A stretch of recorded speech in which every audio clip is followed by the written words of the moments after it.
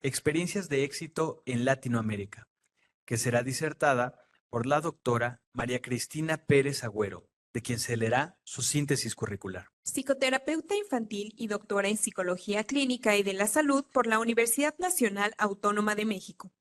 Actualmente es profesora titular de tiempo completo en la Facultad de Psicología en dicha universidad. Es directora del Grupo de Investigación en Psicología Jurídica y Forense. Miembro de la Asociación Iberoamericana de Psicología Jurídica como directora de investigación. Es presidenta y fundadora de la Asociación Nacional de Psicología Jurídica. Junto con su equipo, ha creado el podcast intitulado Una Mente de la Facultad de Psicología y conduce el programa de radio Conciencia, Psicología y Sociedad en Radio UNAM. Acompaña a la doctora María Cristina Pérez Agüero, la subdirectora de formación continua de la Escuela Judicial del Estado de México, María Elba Reyes, a quienes recibimos con un fuerte aplauso.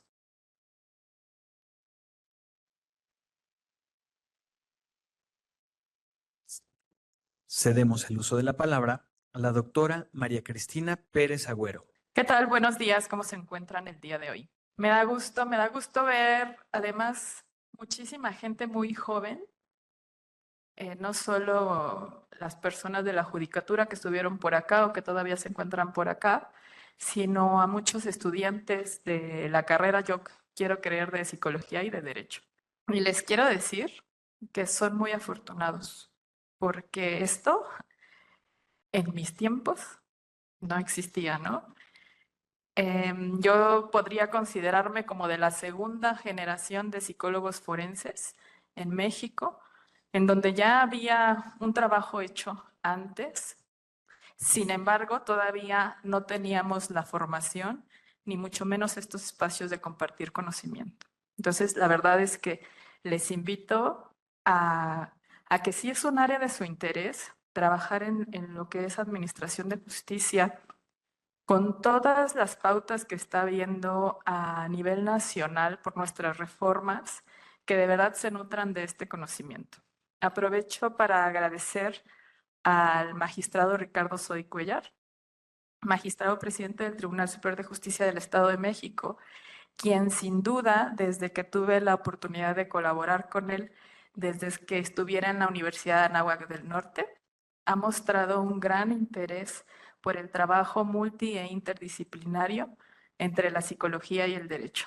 La verdad es que pocos presidentes de tribunales en México tienen esa visión en donde no hay una división entre las ciencias, sino al contrario, hay esta búsqueda de conciliar saberes. Y en ese sentido, pues ha dado un increíble apoyo a que eventos como este se creen, o áreas como por ejemplo programas específicos de los que hablaremos más al rato, relacionados con la coordinación de parentalidad, que se le haya dado un impulso muy importante. Agradezco también al director de la Escuela Judicial, el doctor López Reyes, por la invitación y por la confianza, sobre todo, en la Asociación Nacional de Psicología Jurídica, que si bien no somos la única asociación en México, pues ya llevamos un tiempo acá tratando justo de colaborar con todas estas instancias legales, tanto en los tribunales como en las fiscalías.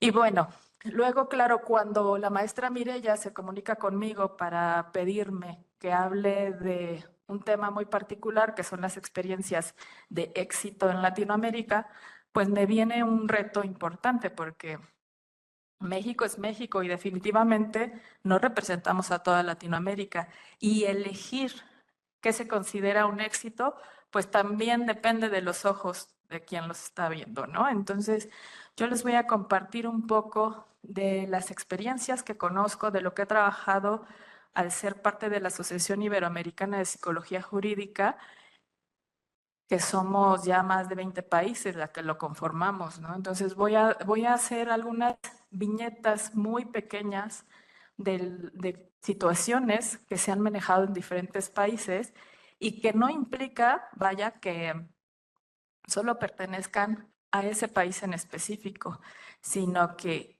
deberíamos de entender y comprender que Latinoamérica tiene una cuestión muy particular, y es que con nuestros índices de violencia, con nuestra particularidad que ya decía Asunción, las características culturales que nos maneja solo por ser Latinoamérica. Pero vaya, cuando escuchen a mi colega, por ejemplo, Camila de Colombia, que hablaremos castellano, igual que José Manuel e igual que Asunción, nuestras realidades son muy diferentes, ¿no? Nos unen, desgraciadamente, cuestiones como la delincuencia, el narcotráfico, la violencia, los feminicidios, que eso, pues, aunque claro, son fenómenos que suceden a nivel mundial. Lo cierto es que en Latinoamérica pues ocupamos muchos de esos primeros lugares, por ejemplo, en abuso sexual en las infancias, ¿no? En los maltratos infantiles. Y que por eso nos preocupa y nos ocupa, ¿no? Nos ocupa como psicólogos que trabajamos en ambientes de justicia, a psicólogos jurídicos y también como psicólogos o psicólogas forenses. Y ya nos decía José Manuel en este recorrido tan bonito de la historia, que pareciera corta, pero no lo es tanto. Nos dice él, ya la psicología jurídica está bastante consolidada, ¿no? Ya la reconocemos de manera muy específica en España y en muchas partes del mundo. Y nos hacía un recorrido, si recuerdan su diapositiva, respecto a los libros que existen o aquellos que dieron, ¿no?, mucho énfasis, mucho antecedente hacia a lo que ahora se ha venido trabajando en diferentes campos.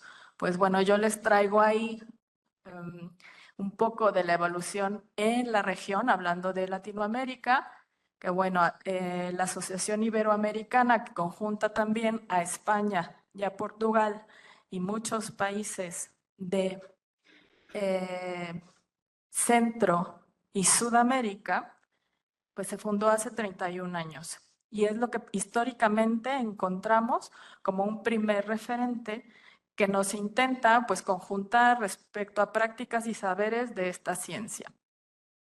Después tenemos a la Asociación Latinoamericana de Psicología Jurídica y Forense, que se funda hace 20 años, y yo recuerdo que fue de las asociaciones muy visionarias aquí en Latinoamérica, con Ángela Tapias, porque lo que hacía era hacer ya estas ponencias virtuales o estos que a lo mejor no eran en tiempo sincrónico, pero estaban las ponencias escritas. Y entonces eso nos dio mucha oportunidad a muchos de acercarnos a la psicología jurídica y forense. Y bueno, y la asociación que yo represento al momento, la Asociación Nacional de Psicología Jurídica, que somos la representación en México de esta Asociación Iberoamericana, ¿no? Entonces, estamos cumpliendo este año 9 años, el próximo año seguramente les estaremos invitando a nuestro festejo de nuestra primera década, lo cual estamos muy felices.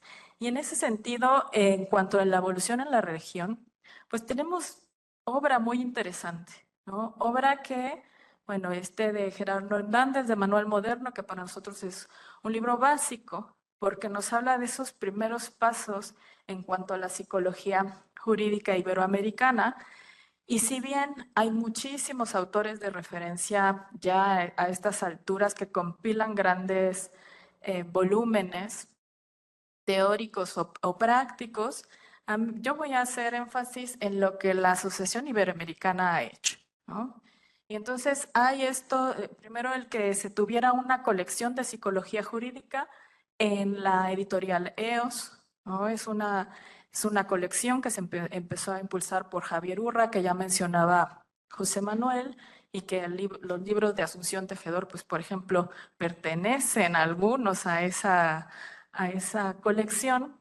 Y de manera más reciente, y tras la pandemia, por ejemplo, surgió este libro de definición de procedimientos y tiempos necesarios para los peritajes psicológicos, una mirada desde la ética, que es un esfuerzo conjunto de la Asociación Iberoamericana para llegar a este acuerdo, no solo entre países, sino entre toda Iberoamérica, de pautas básicas para realizar periciales, ¿no? De metodología específica.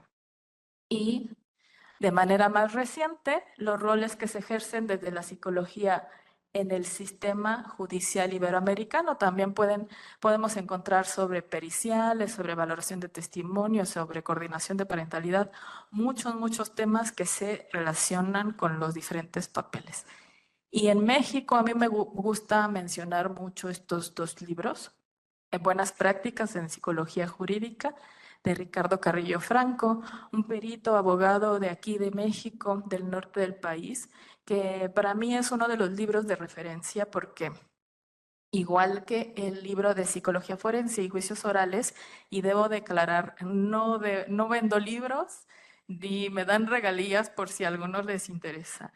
Pero estos dos libros en particular, a mí me parecen de una gran relevancia en México y bueno, en Latinoamérica han tenido también cierta resonancia porque vienen desde la historia personal de mis colegas peritos forenses que se han involucrado en el trabajo, que saben lo que es estar en un juicio, que saben lo que es hacer un peritaje. Y yo creo que no hay muchos libros de esos, no hay muchos libros teóricos, sí, por supuesto, pero de que nos hablen de la realidad, que a veces sabemos que no es tan buena ni oportuna. En México, pues bueno, esa visión a mí me parece muy acertada. Además, claro, siendo Francisco Matamoros un referente para nosotros en México, porque al menos para mí y para muchos peritos que estamos o que estuvimos en fiscalía o en tribunales, pues él fue de esos primeros que empezó a trabajar bueno, en aquel tiempo, Procuraduría General de Justicia de la Ciudad de México y que no había nada, que no teníamos idea de nada y entonces hace un bonito recorrido histórico sobre lo que fuera el andar de la psicología jurídica y forense en México, evidentemente haciendo todo el recorrido histórico a lo que implicó la criminología, por ejemplo, ¿no? No estamos lejos de la evolución que ha tenido Latinoamérica a la evolución que se ha dado en otros lados del mundo. Entonces, por mencionar algunos países, ya les decía, no son todos los que componen Latinoamérica, pero bueno, voy a hablar de algunas pautas específicas, pero esto enfatizando que este desarrollo que se ha dado ha respondido completamente a la demanda. No fue como que se nos ocurriera pensar qué necesita el sistema judicial de mí. Más bien fue el sistema judicial y los fenómenos sociales asociados a la delincuencia, a la violencia, han incrementado tanto que la psicología ha tenido que tomar pues un papel importante, ¿no? Por ejemplo, en cuanto nos decía José Manuel que en 1983 empiezan los primeros peritos o psicólogos forenses, si no mal recuerdo, por alguna regulación en torno a la violencia, ¿no? De familia, bueno, aquí fue en torno a la violencia, específicamente para atender situaciones de violencia que para los que están ahí, yo sé, muy próximos, saben, ¿no? Nosotros empezamos en el año 89 a crear áreas específicas relacionadas con la atención a la violencia intrafamiliar, como se le llamó en algún momento. Y a partir del 91, con las diferentes leyes, bueno, viene una serie de sucesos que nos hace conformar los diferentes centros de atención a la violencia, a personas desaparecidas, el CTA, por ejemplo, que es el Centro de Terapia de Apoyo para niños, niñas, adolescentes víctimas de abusos sexuales. Entonces, todo eso se desarrolla en una década, entre el 89 y el 99 más o menos, ¿no? Y ahorita, por ejemplo, pues en Ciudad de México eso ha cambiado un poco. A partir de marzo sale una reforma que nos hace también una modificación importante en cómo son esas áreas específicas. Entonces, por ejemplo, y les decía yo que sin ser precisamente de estos países que voy a mencionar, y sin decir que solo se ha hecho ahí, pues me he atrevido a mencionar estos ejemplos de lo que se ha hecho en los diferentes países, tomando como referencia algo importante, que estén publicados, ¿no? Que hayan tenido resultados buenos o malos o con alguna cuestión, pero sobre todo eso, o sea que, porque mucho de lo que nos sucede, y a mí me pasó, ¿no? Tengo un pasado ahí siendo perito en el Tribunal Superior de Justicia de la Ciudad de México, y a mí me pasó que teniendo el doctorado o estudiando el doctorado me pedían que investigara, porque yo ya era doctora.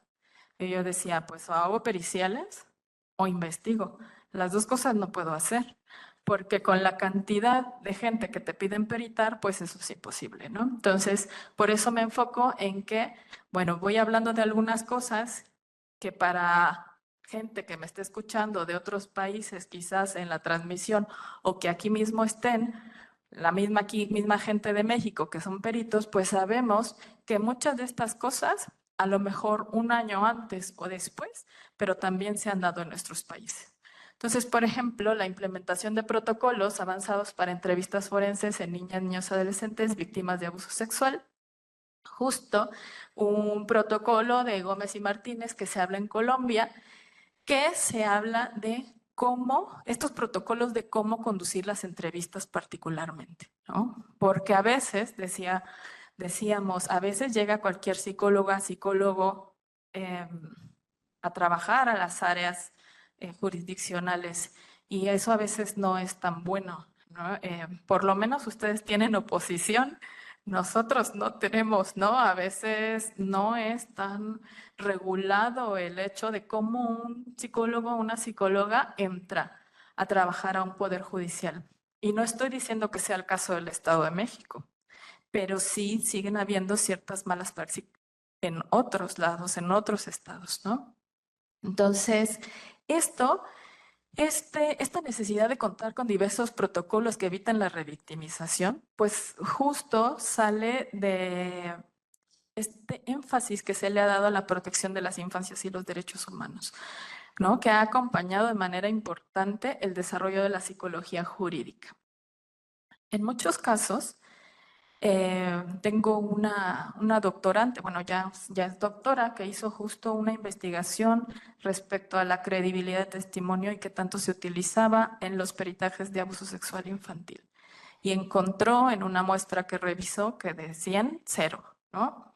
Y entonces una muy mala práctica, porque además en cuestión de entrevista investigativa, que sabemos que requiere una particularidad, una formación específica, es que a lo mejor yo la puedo conocer o a lo mejor tomé un curso, pero no la aplico. No la aplico porque quizá no he bien visto en mi trabajo, o tan solo los tiempos, ¿no? Los procedimientos que me piden aquí, pues son muy rápidos. Yo no, bueno, sí sé que aquí al menos hay como 3 peritos, 4 con el compañero que se identificó hace rato.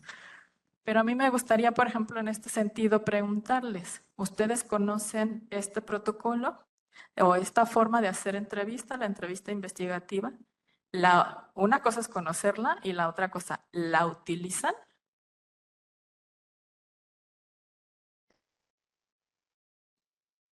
Si quieren hablar, o sea, aquí estamos en un ambiente seguro, me echan la culpa a mí, la maestra me preguntó. Bueno, yo sé que quizá no quieren hablar, pero de lo que hemos investigado es que muchas veces podemos tener el conocimiento, pero no nos atrevemos a aplicar o la misma institución nos limita por la cuestión de los tiempos, ¿no? En un tribunal que no voy a mencionar el nombre o el estado específico, por ejemplo, a mí me parece atroz, hablando de metodologías, ¿no? Cuando dicen que la entrevista forense o la entrevista investigativa se puede hacer en 30 minutos, que para qué le dedicas más tiempo, ¿no? Entonces, bueno, en cuestión de Argentina, que también ha tenido mucho desarrollo en relación a la psicología jurídica, y que bueno, el año pasado a estas alturas estábamos por ahí celebrando en Buenos Aires, ¿no? Tenemos cuando surge la Ley de Protección Integral a las Mujeres en Argentina y cómo esto en su relación con la psicología jurídica, haciendo un marco legal para prevenir, sancionar y erradicar la violencia de género, ¿no? Que finalmente es ratificada y publicada en 2009. Y sabemos que esto ha permeado a diferentes países, tan solo en México. También tenemos una ley para erradicar, sancionar la violencia de género, que data de 2007 y que continuamente tiene reformas. Y justo viene a promover el conocimiento, el reconocimiento de que existe la violencia de género. Vinieron a cambiar estos términos específicos, ¿no? O que a veces eran ambiguos respecto a la violencia intrafamiliar o violencia familiar o que era considerado familia, ¿no? Ahora, por ejemplo, en México, ya para denunciar violencia familiar, con haber tenido una relación de noviazgo, pues se puede considerar de este tipo de violencia. Entonces, en este sentido, las y los profesionales de la psicología han trabajado en estricta colaboración con fuerzas de seguridad y sistema judicial para identificar señales de alerta y actuar de manera oportuna. Y sabemos que esto no es solamente de Argentina, ¿no? Pero vaya que sé que tienen un movimiento importante respecto a la atención a la violencia de género y que además nos resuena a nosotras en Latinoamérica tan solo por las cifras de violencia contra las mujeres y los feminicidios, ¿no? O los femicidios, que bueno, es un término que también tuvo que ser trabajado y acuñado para reconocer las muertes de mujeres en razón de género. Para el caso de Brasil, y es que les digo que es difícil tomar un aspecto específico de qué es lo que se hace o no se hace, porque esto, bueno, les reitero y en la presentación están las referencias, pues me centré bastante en lo que encontré y en lo que pude platicar con algunas colegas. Algunas colegas, porque bueno, tenemos, como saben, en su mayoría eh, compañeras psicólogas que nos dedicamos a esto y los varones, aunque están aquí, pues a veces no son tantos desde el estudio de la misma. Lo que me interesó bastante de Brasil, ¿no? Fue el desarrollo de metodologías para valorar la responsabilidad penal en delitos graves, que ya nos decía José Manuel, pues que existe esto, no, pues no es nuevo, ¿no? Ha existido ya desde hace varios años, incluso hay grupos específicos que se dedican a valorar esto, pero lo importante de acá, y que me parece muy bueno para raíz o a razón de lo que estamos acá, es la importancia del enfoque interdisciplinario que integra la psicología, la psiquiatría y el derecho, ¿no? Que para valorar esta responsabilidad penal, pues se concentran en esta valoración interdisciplinaria. Yo recuerdo que cuando también tengo un pasado de haber estado en reclusorio como psicóloga, debo de aclarar, ¿no? Hay que aclarar.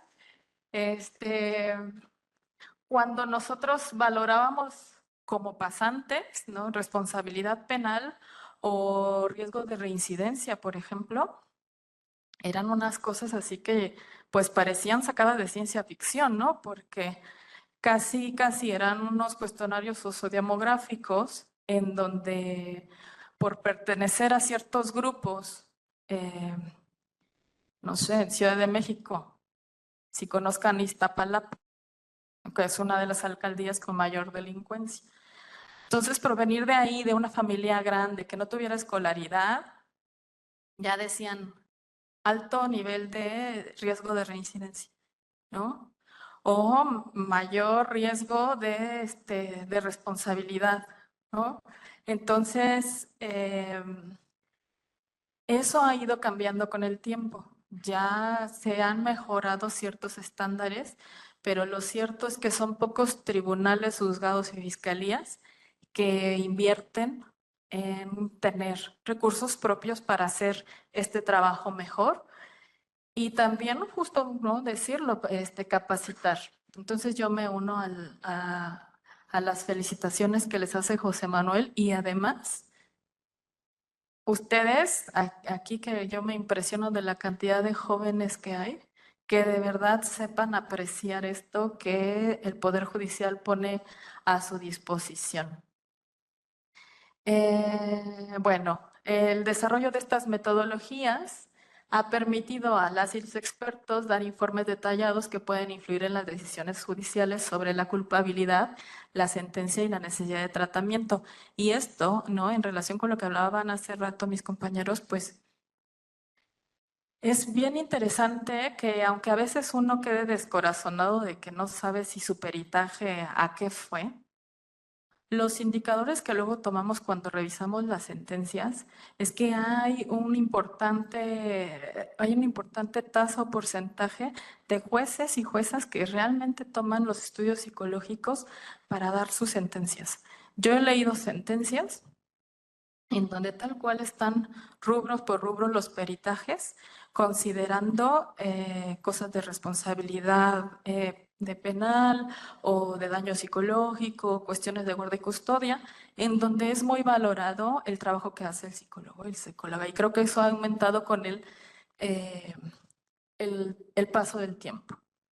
En el caso de Chile, ¿no?, estos programas de rehabilitación penitenciaria, que por ahí había siempre esta discusión, porque muchas veces se centra el trabajo en las víctimas, ¿no?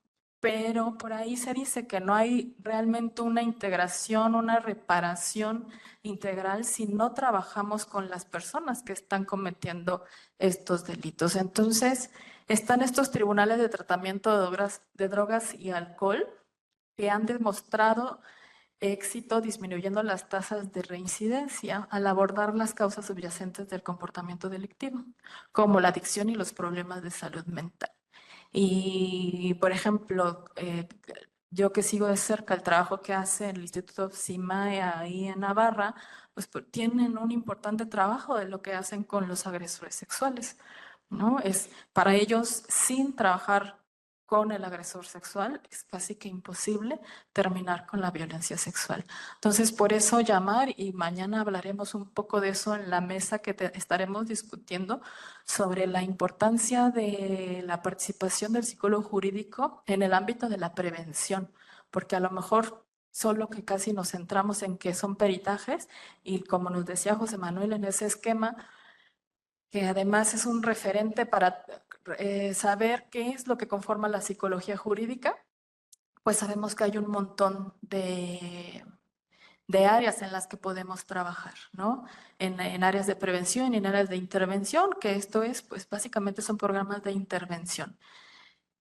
Y lo que proponen en este grupo de trabajo con la rehabilitación penitenciaria es que haya un acompañamiento postpenitenciario, ¿no? Sin embargo, eso, pues, como sabemos, en Latinoamérica la falta de recursos económicos limita muchas veces nuestra posibilidad de acción, porque ya de por sí es difícil atender a la población cuando está dentro de estos centros, como para dar el seguimiento fuera.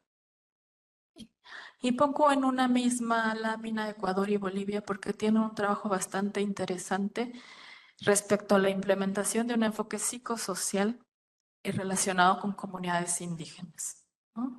Esto que nos decía aquí ya hace rato, que tienen una sala particular para atender indígenas, resulta muy interesante. Ya nos hablaba Asunción de los problemas que pueden haber inter o transculturales, ¿no?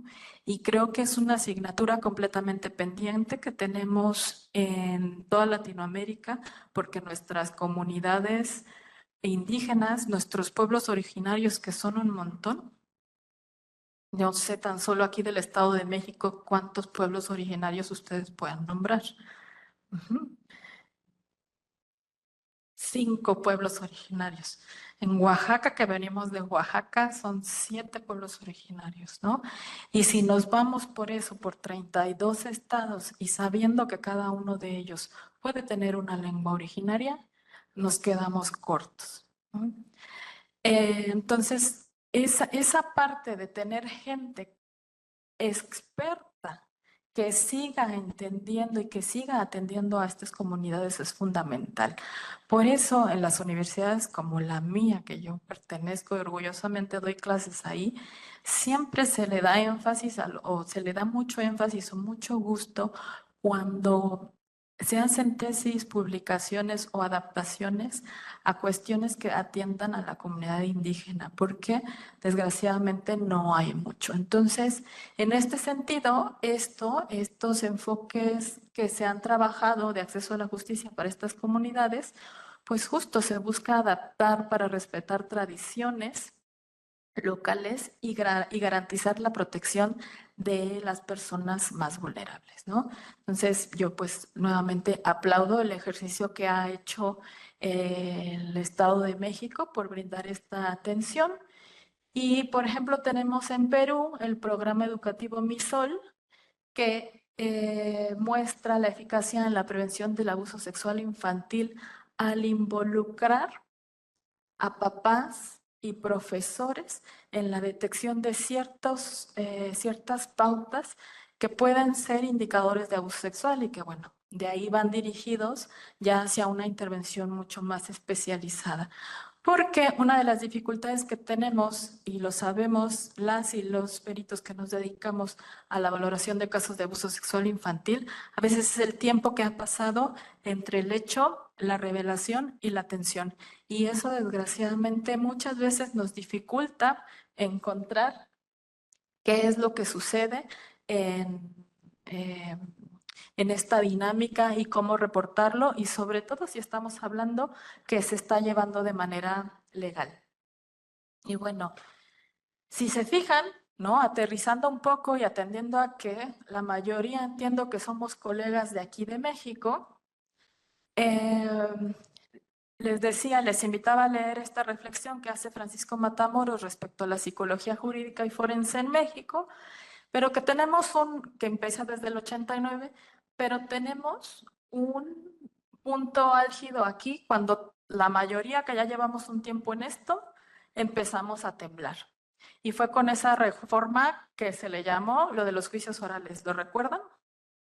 Porque antes tú enviabas tu informe y así era, Diosito te bendiga, que te vaya bien, que no me llame nunca nadie a decir nada, que no me denuncian y ya, ¿no? Y regularmente no pasaba. ¿Y qué pasó después? Pues que con esta reforma judicial, donde se implementa el modelo oral en México para mejorar la transparencia y eficiencia en los procesos judiciales, ¿no? Y nos llamaron a ratificar en juicio oral. Y ha sido un duro aprendizaje, ¿no? De las primeras arrastradas que salíamos así de ella, renuncio a la psicología. Yo juré cumplir y hacer cumplir, pero nadie me dijo que un abogado con tales y cuales características me iba a interrogar de esa manera y hacer dudar hasta de mi mamacita santa, ¿no? Entonces, este impacto que tuvo la psicología jurídica y forense en este sistema nos exigió que fuéramos claros, precisos y que los presentáramos de forma oral. Cuando uno estaba acostumbrado a ser el psicólogo de escritorio o, como yo les decía, el psicólogo o la psicóloga de trámite, ¿no?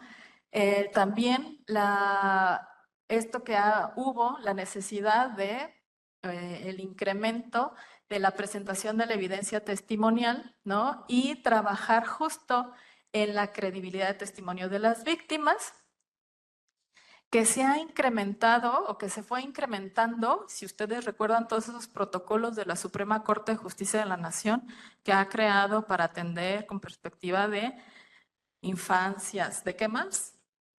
De género, de adultos mayores, de derechos humanos, niñas, niños, adolescentes, discapacidades, ¿no?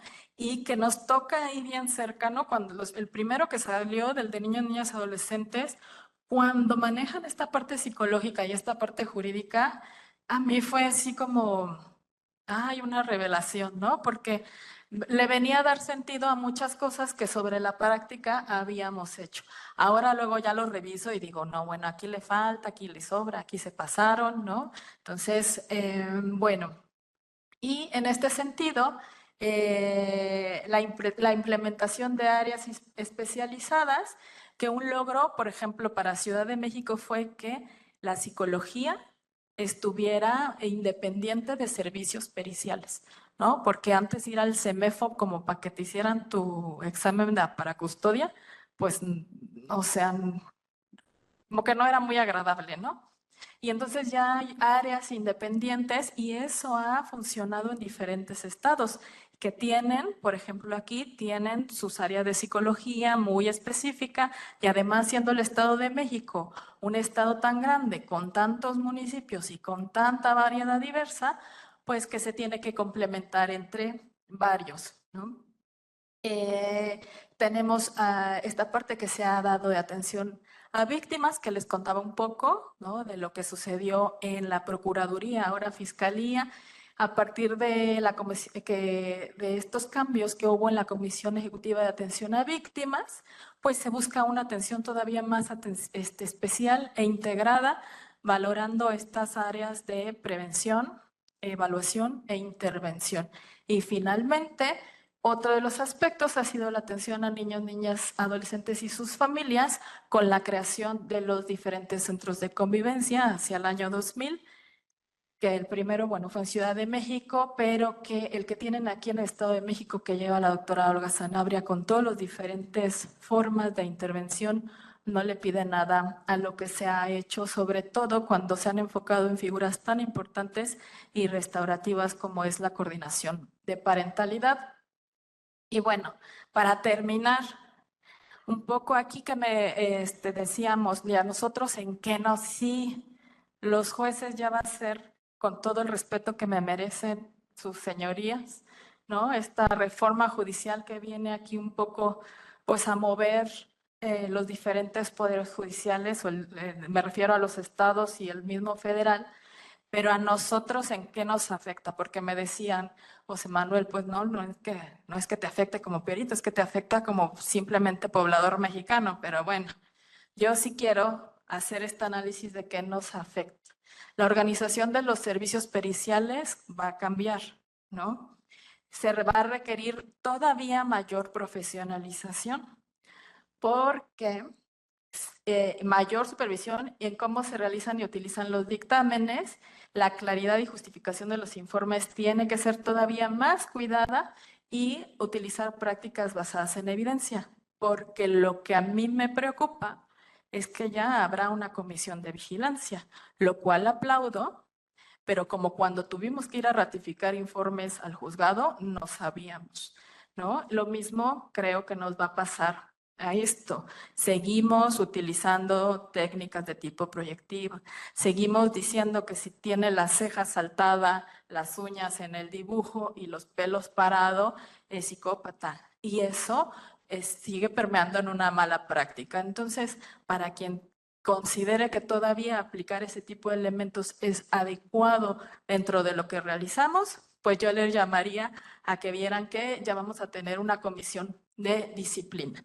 De los desafíos actuales me uno a mis compañeras y compañeros, y justo pues no tenemos una especialización, ¿no? Existen ya diferentes maestrías, que si en psicopatología forense, un doctorado aquí, pero una especialización en psicología forense de una universidad pública, accesible a todo mundo, con los referentes que existen en el país, aún no lo hay. La necesidad de la capacitación continua, de lo que ya van a oír hablar también el viernes, la importancia de la innovación tecnológica con que tenemos como peritos.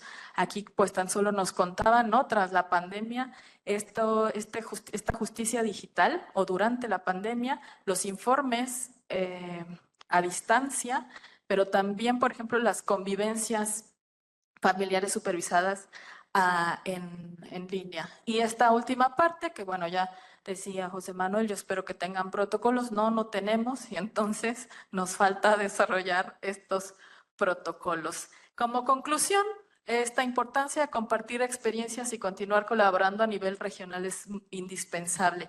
Construir y compartir conocimiento puesto a prueba nos lleva a analizar no solo aciertos o concordancias, sino prácticas que resulten infructuosas o dañinas, porque recuerden que lo que decimos sí es tomado en cuenta. Y además, al documentar y reflexionar sobre los errores o las prácticas ineficaces, fortalecemos nuestra capacidad para diseñar soluciones adecuadas y específicas. Yo con esto me despido. Muchas gracias.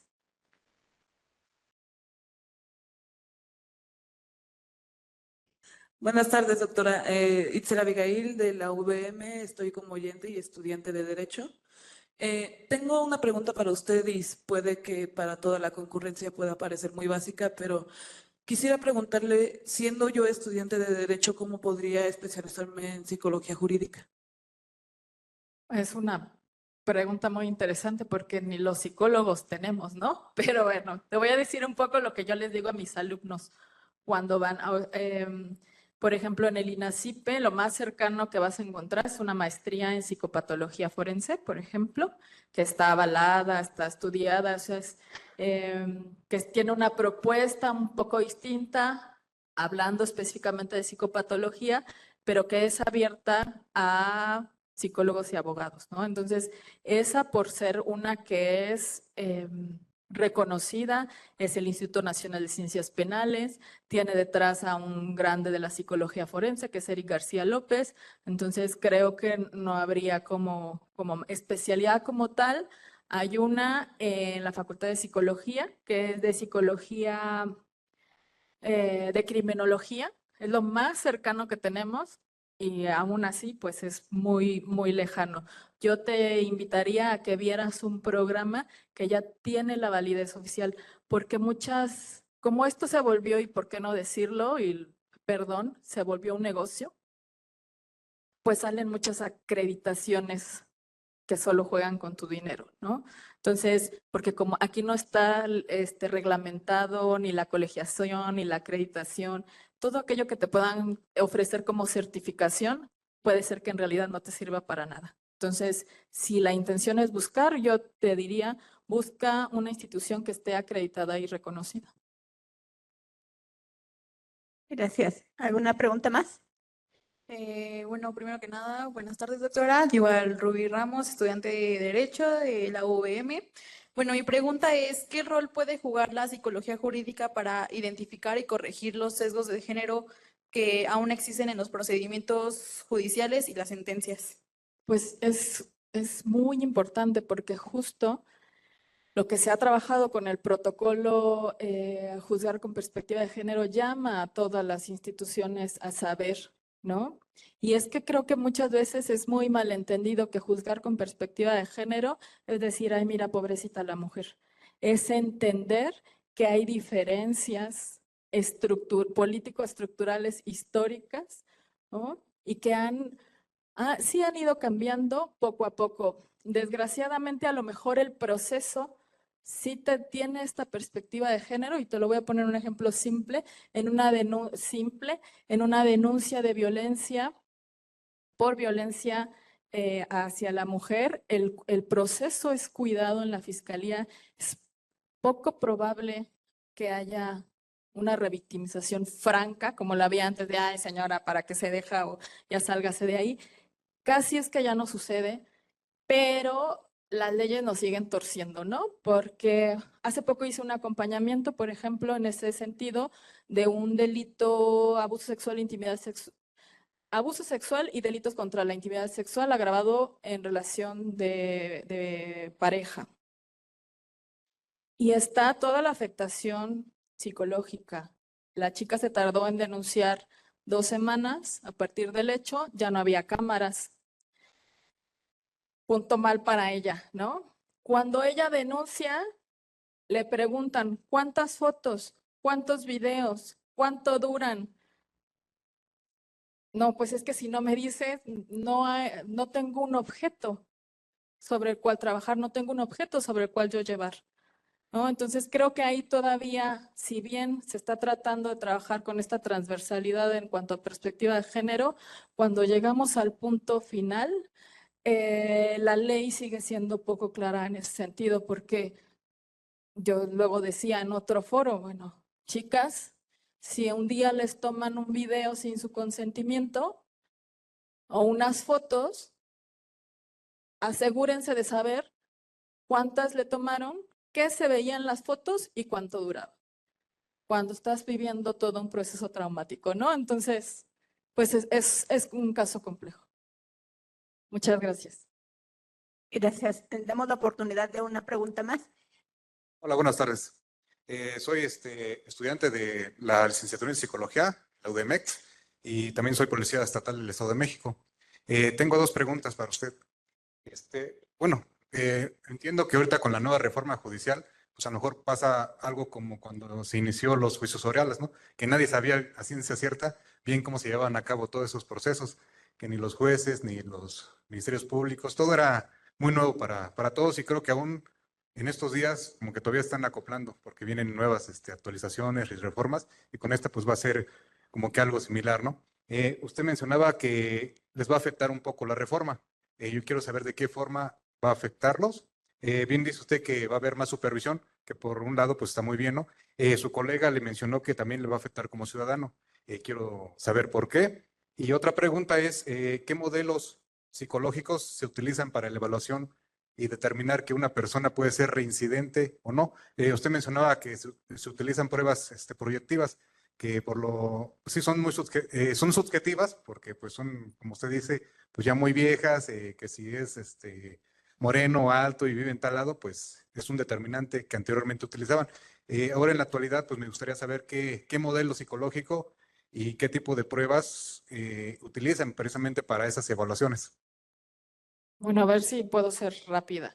Pues cómo nos va a afectar como ciudadanos, creo que es algo político que abiertamente no podemos hablar en este foro, ¿no? Creo que es algo que uno tiene que entrar a conciencia de lo que implica una reforma judicial como la que se ha dado.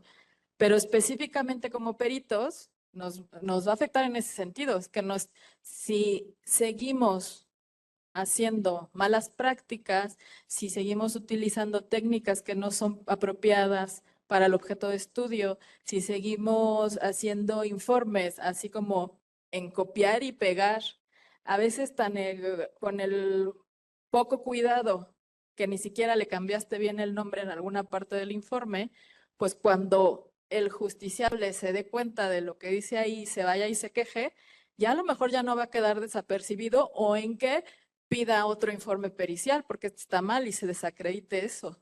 Ya va a haber una comisión de vigilancia que ahora sí tú vas a poder tener consecuencias. Entonces, en ese sentido nos va a afectar en que si ya veníamos cojeando o no nos venimos preparando bien, pues le vamos a tener que echar más punch a nuestros estudios. Está bien, ¿por qué? Porque al final el beneficio es para el ciudadano, para el justiciable. Nosotros no debemos de perder ni objetividad ni ética en ese sentido. Y lo otro, pues es que, a ver, como se trabaja en los diferentes centros de readaptación social es muy diferente, y tú sabes que dependiendo si es del estado o federal, cada uno tendrá sus formas de trabajar. Tan solo en la Ciudad de México, con la alta población que se tiene, bueno, se ha tratado, por ejemplo, de probar, estuvo aquí, de hecho, una profesora de Canadá estandarizando una prueba. Se han hecho todas estas que nos mencionó José Manuel, de los de riesgo de reincidencia, pero nos sigue justo faltando ahí, y es que a lo mejor no podemos disminuir el trabajo hacia una parte técnica o psicométrica. Nos falta toda esta parte de análisis, observación y la parte etnográfica que estamos dejando muy de lado porque tenemos una población bien diferente. Si tú vas al reclusorio sur, hablando de Ciudad de México, es completamente diferente a la población del reclusorio oriente o norte. Y los tipos de delitos que hay son también muchas veces diferentes, ¿no? Entonces, no te puedo hablar de un modelo específico porque no lo hay. Depende muchas veces hasta del mismo presupuesto y hasta de los psicólogos que rotan ahí por prácticas o servicio social, que muchas veces traen cosas nuevas de sus escuelas y no me van a dejar mentir los peritos que dicen, ay, ¿esto cómo es? Déjamelo porque yo no lo conocía. Y eso es interesante porque entonces las personas, las psicólogas, psicólogos que están formando aquí, que van a esos lugares a hacer servicio social, pueden nutrir a los lugares a donde van. Y ya nos vamos porque nos come la otra mesa. Gracias. Claro que sí. Doctora, agradecemos mucho su presencia aquí con nosotros en la Escuela Judicial. La verdad fue un tema muy bonito. Creo que sembró muchas inquietudes en el público en general y más en los jóvenes, que yo creo que, bueno, la psicología jurídica influye mucho en el área jurisdiccional y con posterioridad yo creo que vamos a tener muchos servidores públicos en esta materia. Muchas gracias, gracias al público y agradecemos su presencia. Un aplauso, por favor.